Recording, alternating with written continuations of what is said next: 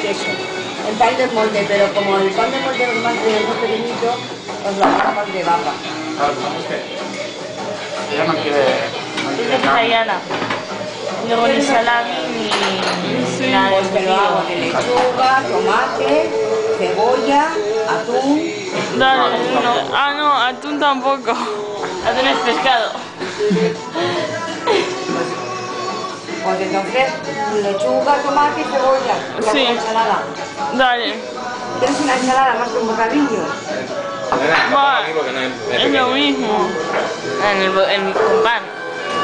Con pan, sí, sí se puede. Bocadillo. Un bocadillo de lechuga, cebolla, tomate y Huevo duro. huevo duro.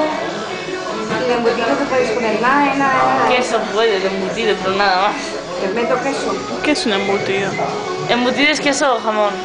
Ah, queso está bien. Sin queso es lo mismo. Hacelo sin queso. Si no. Sí. Perdón. No, que yo por mí no, ¿eh? Quiero un bocadillo de fuera. ¿Qué fue? Yo te pido la francesa. ¿Hay cerveza? Sí, yo sí.